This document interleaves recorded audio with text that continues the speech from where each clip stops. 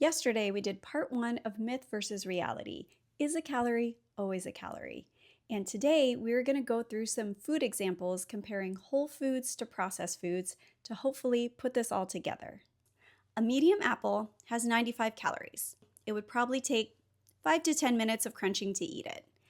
Chewing helps break down the apple, but sizable chunks enter the digestive tract, where they're further broken down to extract nutrients and calories. The minimally processed version would be applesauce. And you can buy applesauce with really no added ingredients.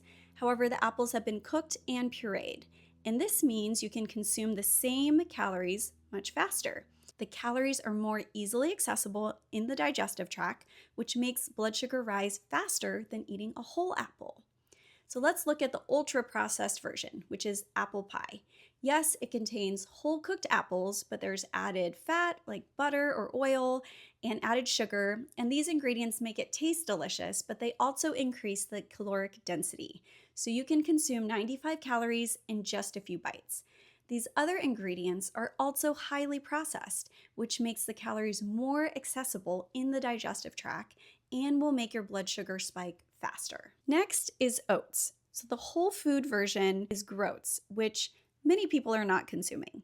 The more commonly consumed, minimally processed version is oats or oatmeal.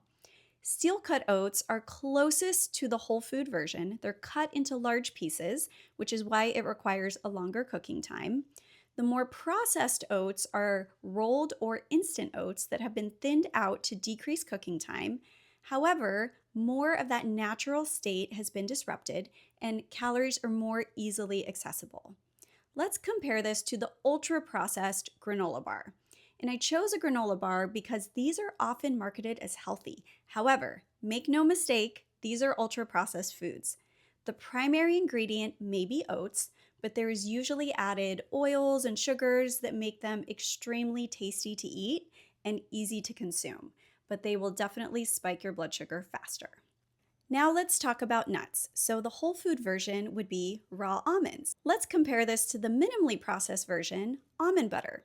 So you can buy almond butter where the only ingredient is almonds. However, they are blended to the point where the calories are much more accessible compared to whole nuts. So you actually absorb more calories from almond butter compared to whole nuts. Now let's look at the ultra-processed version, an almond cookie. So this is typically made out of almond flour, which has been broken down and some of the nutrients and fiber have been removed. And then we've added sugar and fats such as oil or butter. Did you find these real-life examples helpful? If so, let me know in the comments.